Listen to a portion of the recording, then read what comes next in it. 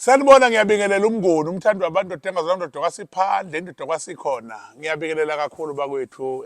Ngithi nje cha, angibuye ngizothi kubantu ikhona into ekuthiwa ukuqina, ikhona into ekuthiwa ukucushwa, ikhona into ekuthiwa ukuzivikela nokuphakama, uye phambili nokuqinisa ibhizinisi, nokuqinisa ikhaya lakho, nokuqinisa umuzi wakho.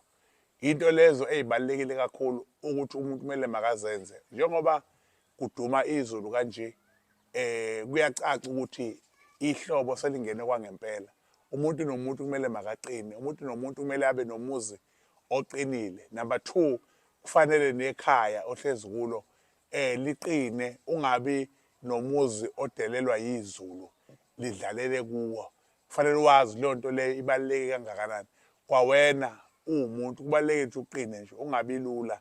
Kwenzeke noma yini kuwe elula, ugule kalula, ufe kalula, ushayeke kalula. Kodwa kufuneka ukwenze lokho ekuthenini uqine phela, impilo yakho ibhalanse. Uney'ngane eziningi, unomndeni omningi, unabantu abathembele kuwe. Kodwa uma uzosuka wena impilo ungayinakekeli ngeke kuze kulunge. Awukho umjovo wokuqinisa umuntu, kodwa umjovo wokuphilisa umuntu osuke egula.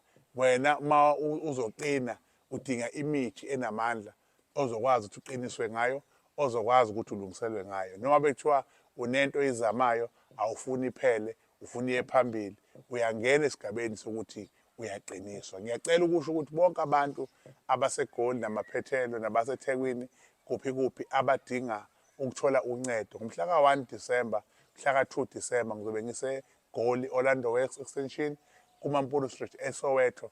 Ngiyacela ukuthi wonke umuntu asondele kimi akwazi ukusizakala. Ngabe ufuna izinto kade uzwa ngazo, ngikhuluma ngazo, induku yaseCongo, isigubhu, iy'nhlanga zenhlanhla, kuzobe kukhona lokho. Ngiyacela ukuthi ubhalise nali ithuba, ubhalise wenzela ukuthi uma kushaya lezi iy'nsuku utholakala ukuthi ubhalisile, uthole-ke nawe-ke inamba ozongena ngayo. Ngiyacela abakwethu ningalezi lelo phutha, abafisa ukubhalisa bebhalise.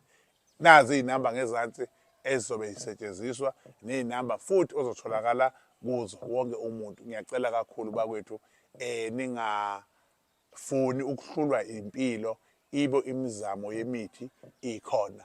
Ngiyabonga kakhulu, inkosi yomusa inibusise, amen.